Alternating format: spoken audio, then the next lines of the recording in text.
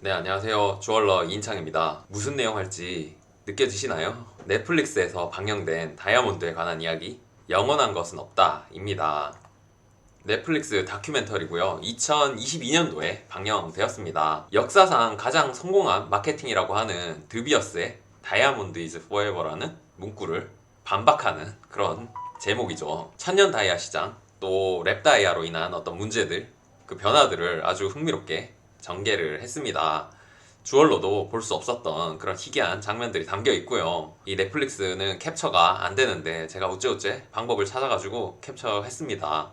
아무래도 넷플릭스 시리즈는 대중을 대상으로 만들어지다 보니까 좀 자극적인 부분이 부각된 측면도 있습니다.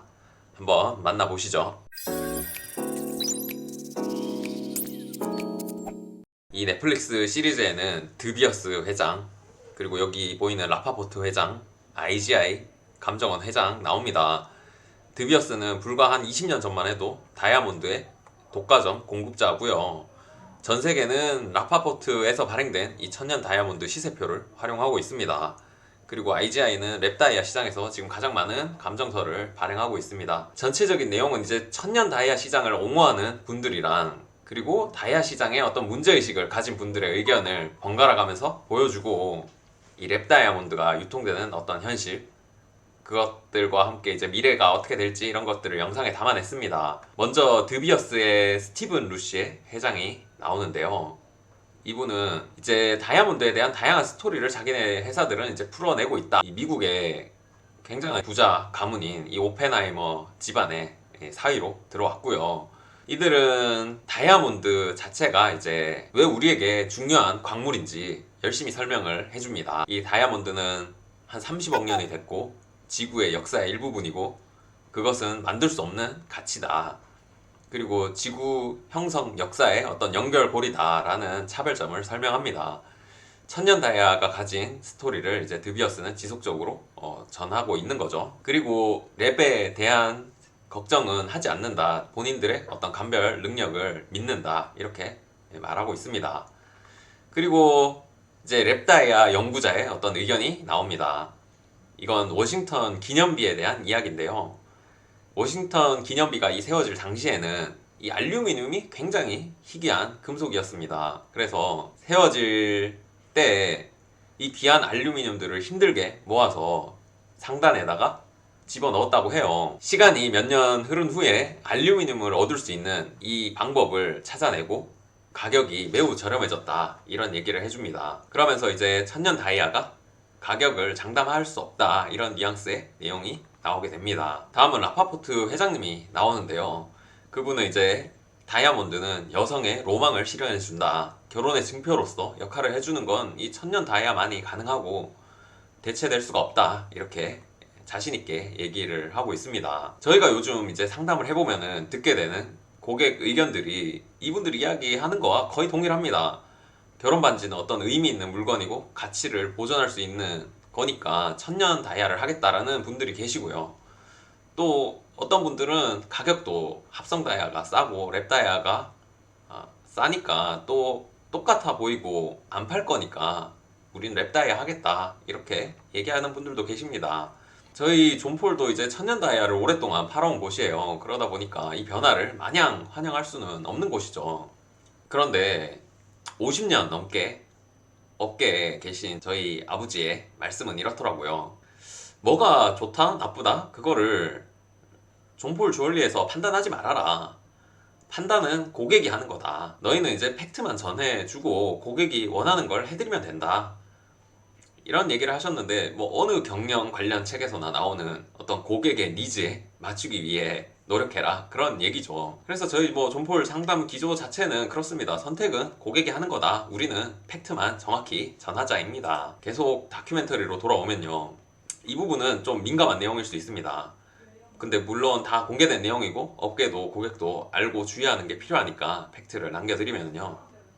이 천년 다이아몬드 작은 사이즈에 이미 랩 다이아몬드가 2017년도까지 중국에서 100만 캐럿이 팔렸다고 합니다. 랩 다이아 관련 이슈가 있었지만은 감별하는 장비가 적극적으로 도입되기 전에 이 천년 다이아와 섞여서 팔렸다. 그런 내용이죠. 여기 보이는 이런 것들이 전부 다 HT/HP 방식으로 랩 다이아를 생산하는 공장이에요. 어마어마한 규모를 가지고 있는 거죠. 얘네들이 전부 다 천년 시장에 막 섞여서 들어갔다, 이런 얘기를 하고 있습니다. 그래서 넷플릭스는 이런 부분들을 굉장히 이제 부각해가지고 집요하게 파고듭니다. 그래서 이걸 섞어서 만들어 팔았다는 사람들을 인터뷰를 따게 되는데, 이 찾아간 곳 찬두바이라는 혼합 기술자라고 이렇게 적어놨어요. 이분 이제 천년과 다이아를 섞는 기술자라는 거죠. 이 정밀 검사를 하지 않는 이상 청년석과 구분이 안 된다. 그렇기 때문에 이 합성 다이아몬드 대량으로 가공 우리가 숨어서 해가지고 섞어서 팔고 있다, 이런 내용들이 나옵니다. 일단 다시 이 문제를 저희 한국 시장에 조금 더 포커스를 맞춰서 어떤 문제가 생길지 말씀드리기 이전에, 제가 또 말씀드리고 싶은 부분은 팩트를 또 정확히 알기는 해야 되잖아요. 그래서 1년에 천년 다이아 생산량이 얼마 정도 되는지를 제가 자료를 가져왔는데요. 1년에 1억 5천만 캐럿 정도 이렇게 생산이 돼요. 그런데 사실 그 중에 100만 캐럿이면 어느 산업에나 어떤 사기치는 놈들의 숫자 정도 아닌가, 이런 생각도 듭니다. 어찌됐든지 그 양이 얼마가 됐든 우리 산업 안에 그런 일이 벌어지면 안 되고, 한국의 주얼러나 소비자들이 당하지 않도록 하는 게 굉장히 필요하겠죠. 그래서 이제 한국 시장을 좀 더 들여다보면요, 다행히도 한국 시장은 다이아가 세팅된 주얼리를 바로 사가는 문화가 없습니다. 대부분 매장은 다 큐빅으로 세팅이 돼 있고, 매장에 큐빅 귀걸이, 큐빅 팔찌 이런 것들 바로바로 판매가 되고요. 다이아몬드는 생각해 보시면 대부분 이제 주문을 받아가지고 감정서를 첨부를 해서 판매가 됩니다. 근데 이제 반대로 미국이나 유럽이나 이런 쪽에서는 감정서가 없는 다이아 주얼리를 매장에서 그냥 바로바로 사가는 문화가 있거든요. 그런데 얘네들은 이제 상당히 문제가 될 가능성이 크고요. 그리고 또 이렇게 믹스하는 스톤들이 어떤 거냐 보면 거의 대부분 0.1캐럿 미만, 굉장히 작은 스톤들이 많다고 합니다. 그래서 한국에는 이제 0.1캐럿 이상에서는 전부 다 감정서가 첨부된 스톤 거래가 대부분이고, 그래서 이제 다량 유통 가능성은 사실 낮긴 하지만은, 일단 한국에도 감정서 없이 보조 스톤, 메인 스톤이 있고 옆에 작은 보조 스톤으로 0.1캐럿 미만 작은 다이아들을 감별을 했을 때에는 랩으로 나올 가능성 분명히 있습니다. 저희도 이 문제에서 자유로울 수 없다 생각하고요. 혹시나 이 랩이 들어 있었다면은 어떤 업체든 이제 고객에게 보상을 하고 해결해 드리는 것이 우리의 어떤 신뢰를 잃지 않는 길이라 생각합니다. 참 어딜 가나 이런 사기꾼들 조심해야 되죠. 다시 천년 다이아가 또 세상에 긍정적인 영향을 미친다는 또 드비어스 회장님의 내용이 나옵니다. 이 프랑스만큼 어떤 넓은 나라 내용인데요. 이 보츠와나 안에 2km의 구멍을 환경을 파괴한다고 주장하는 건 과도하다, 이런 말을 하고 있습니다.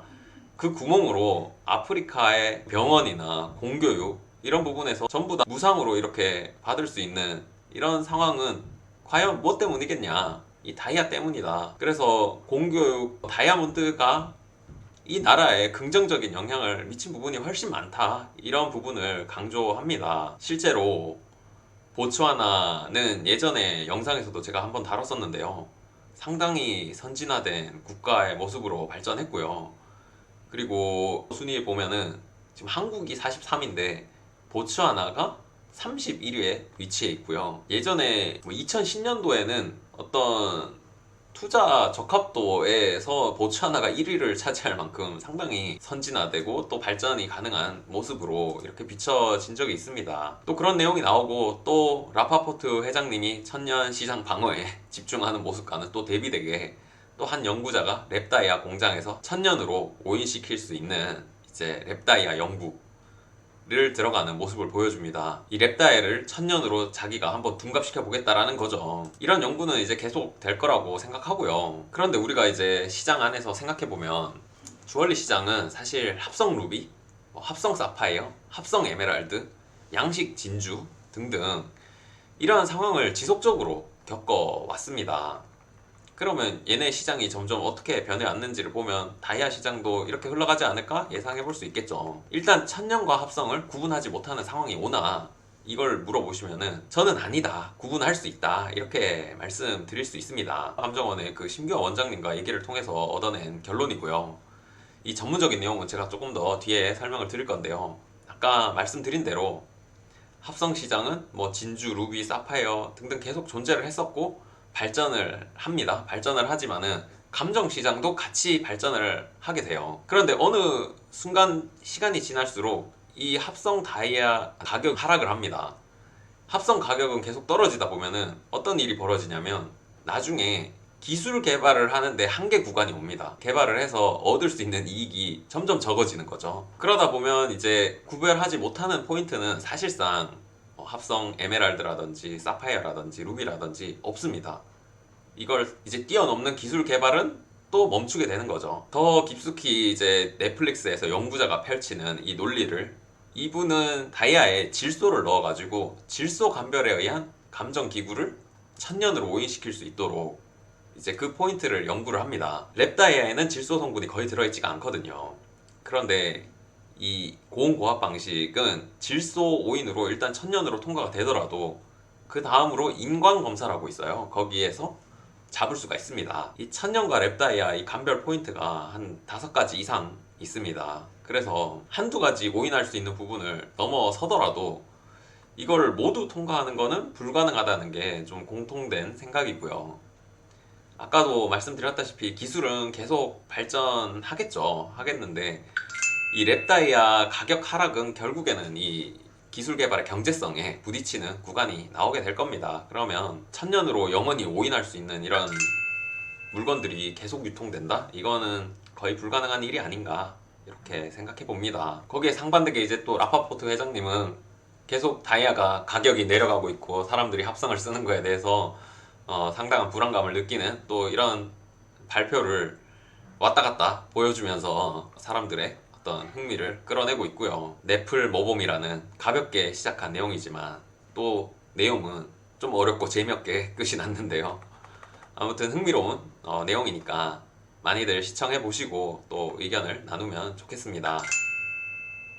이분이 천년을 오인할 수 있는 완벽한 걸 성공해내고 이제 떠나는구나 이렇게 생각할 수 있을 것 같아요. 일단 흥미를 위한 어떤 포인트라는 거, 논란을 위한 포인트라는 거 한번 생각해 보시고 시청해 주셨으면 좋겠습니다. 아, 그리고 영원한 것은 없다 이 제목을 검색을 해보니까 국내에는 이 법정 스님의 이 글이 나오는데 또 와닿는 부분이 있어서 이렇게 한번 남겨드립니다. 시청해 주셔서 감사합니다.